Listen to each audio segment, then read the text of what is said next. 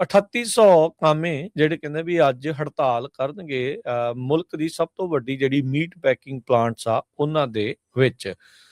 ਕਹਿੰਦੇ ਵੀ ਬੀਫ ਦੇ ਆਲਰੇਡੀ ਤੇ ਮੀਟ ਦੇ ਜਿਹੜੇ ਪ੍ਰਾਈਸਿਸ ਆ ਉਹ ਖਾਸੇ ਜਿਹੜੇ ਉਹ ਵਧੇ ਹੋਏ ਆ। ਅਰਜਨਟੀਨਾ ਤੋਂ ਸਸਤਾ ਜਿਹੜਾ ਫੂਡ ਆ ਉਹ ਮੰਗਾਇਆ ਜਿਹੜਾ ਜਾ ਰਿਹਾ ਆ ਇਹ ਪ੍ਰਾਈਸਿਸ ਨੂੰ ਘਟਾਉਣ ਦੇ ਲਈ।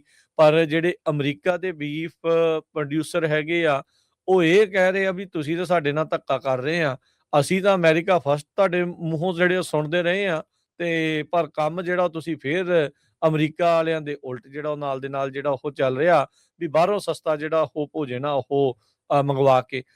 ਪਰ ਇਹ ਆ ਵੀ ਕਹਿੰਦੇ ਵੀ ਹੁਣ ਸਾਨੂੰ ਪ੍ਰਸ਼ਾਸਨ ਕਹਿੰਦਾ ਵੀ ਸਾਨੂੰ ਹੁਣ ਬੈਲੈਂਸ ਕਰਨਾ ਪੈਣਾ, ਮਹਿੰਗਾਈ ਬਹੁਤ ਜ਼ਿਆਦਾ ਹੋ ਗਈ, ਇੱਥੇ ਵਾਲਾ ਕੋਈ ਫਿਰ ਇੰਨਾ ਮਹਿੰਗਾ ਖਰੀਦ ਨਹੀਂ ਪਾਉਂਦਾ। ਸੋ JBS USA ਬੀਫ ਪਲਾਂਟ ਜਿਹੜਾ ਆ ਉਹ ਵਾਲੇ ਜਿਹੜੇ ਕੋਲੋਰਾਡੋ ਦੇ ਵਿੱਚ ਆ ਉਹ ਕਹਿੰਦੇ ਵੀ ਅੱਜ ਸਟ੍ਰਾਈਕ ਕਰਨ ਜਾ ਰਹੇ ਹੈਗੇ ਆ। ਕਹਿੰਦੇ ਵੀ 1980 ਤੋਂ ਬਾਅਦ ਦੇ ਵਿੱਚ, ਉਸ ਦਸ਼ਕ ਤੋਂ ਬਾਅਦ ਦੇ ਵਿੱਚ ਪਹਿਲੀ ਵਾਰ ਇਹ USA ਦਾ ਬੀਫ ਜਿਹੜਾ ਸਲੌਟਰ ਹਾਊਸ ਆ ਉੱਥੇ ਵਾਕਆਊਟ ਹੋਊਗਾ। ਸਵਿਫਟ ਬੀਫ ਕੋ ਜਿਹੜੀ ਗ੍ਰੀਲੀ ਦੇ ਵਿੱਚ ਉੱਥੇ ਕਹਿੰਦੇ ਵੀ ਇਹਨਾਂ ਨੇ ਸਟ੍ਰਾਈਕ ਜਿਹੜੀ ਉਹ ਕਰਨ ਜਾ ਰਹੇ ਹੈਗੇ ਆ। ਸੋ 75 ਸਾਲਾਂ ਦੇ ਵਿੱਚ ਸਭ ਤੋਂ ਘੱਟ ਜਿਹੜੇ ਆંકੜੇ ਇਸ ਟਾਈਮ ਆਏ ਨੇ US ਦੀ ਕੈਟਲ ਪ੍ਰੋਡਕਸ਼ਨ ਦੇ। ਜਨਵਰੀ 1 ਦੀ ਇਨਵੈਂਟੋਰੀ ਦੱਸਦੀ ਆ ਵੀ 86.2 ਮਿਲੀਅਨ ਐਨੀਮਲ ਨੇ ਜੋ ਕਿ ਪਿਛਲੇ ਸਾਲ ਦੇ ਨਾਲੋਂ 1% ਘੱਟ ਹੈਗੇ ਆ। ਬੀਫ ਦੇ ਪ੍ਰਾਈਸਿਸ ਜਿਹੜੀ ਇਕਨੋਮਿਕ ਐਂਗਜ਼ਾਇਟੀ ਇਸ ਟਾਈਮ ਲੋਕਾਂ ਦੇ ਵਿੱਚ ਬਣੀ ਪਈ ਆ, ਖਾਸ ਕਰਕੇ ਜਿੱਦਾਂ ਦੱਸਿਆ ਵੀ ਅਰਜਨਟੀਨਾ ਦੀ ਟ੍ਰੇਡ ਡੀਲ ਦੇ ਨਾਲ ਉਹਦੇ ਬਾਬਤ ਜਿਹੜਾ ਉਹ ਬਣਿਆ ਪਿਆ ਆ।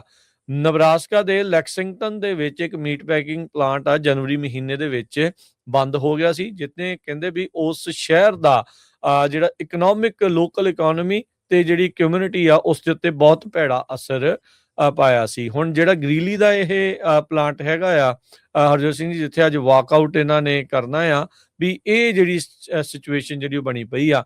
99% ਉਸ ਯੂਨੀਅਨ ਦੇ ਜਿਹੜੇ ਕਾਮੇ ਆ ਉਹਨਾਂ ਨੇ ਹਾਮੀ ਭਰੀ ਸੀਗੀ ਵੀ ਹਾਂ ਭਾਈ ਆਪਾਂ ਨੂੰ ਜਿਹੜੀ ਸਟ੍ਰਾਈਕ ਆ ਉਹ ਕਰਨੀ ਚਾਹੀਦੀ ਆ। ਇਹ JBS USA ਦੇ ਅੰਡਰ ਜਿਹੜਾ ਚੱਲਦਾ ਪਲਾਂਟ ਹੈਗਾ ਆ। ਸੋ ਇਹਨਾਂ ਦੀਆਂ ਜਿਹੜੀਆਂ ਮੰਗਾਂ ਇਸ ਪਾਸੇ ਵੱਲ ਨੂੰ ਹੀ ਜਿਹੜੀਆਂ ਉਹ ਹੈਗੀਆਂ ਆ ਵੀ ਸਾਡੇ ਕਿਤੇ ਨਾ ਕਿਤੇ ਬੀਫ ਇੰਡਸਟਰੀ ਦਾ ਵੀ ਜਿਹੜਾ ਉਹ ਧਿਆਨ ਆ ਉਹ ਉੱਧਰ ਰੱਖਿਆ ਜਿਹੜਾ ਉਹ ਜਾਵੇ। ਕੰਪਨੀ ਕਹਿ ਰਹੀ ਆ ਵੀ ਅਸੀਂ ਪੂਰੇ ਕੰਪਲਾਇੰਸ ਦੇ ਨਾਲ ਫੈਡਰਲ ਤੇ ਸਟੇਟ ਲੇਬਰ ਇੰਪਲੋਇਮੈਂਟ ਲਾਜ਼ ਦੇ ਨਾਲ ਕੰਮ ਜਿਹੜਾ ਆ ਉਹ ਕਰ ਰਹੇ ਹੈਗੇ ਆ। ਪਰ ਕਾਮੇ ਜਿਹੜੇ ਇਸ ਟਾਈਮ ਕਹਿ ਰਹੇ ਆ ਵੀ ਇਹ ਜਿਹੜੀ ਸਿਚੁਏਸ਼ਨ ਸਾਡੇ ਲਈ ਬੈਡ ਜਿਹੜੀ ਉੱਥੇ ਚੱਲ ਰਹੀ ਆ ਤੇ ਸਾਡੇ ਕੰਮਕਾਰ ਦੀਆਂ ਕੰਡੀਸ਼ਨਸ ਦੇ ਵਿੱਚ, ਤਨਖਾਹਾਂ ਦੇ ਵਿੱਚ ਤੇ ਹੋਰ ਚੀਜ਼ਾਂ ਦੇ ਵਿੱਚ ਜਿਹੜਾ ਸੁਧਾਰ ਆ ਉਹ ਹੋਣਾ ਚਾਹੀਦਾ ਹੈ।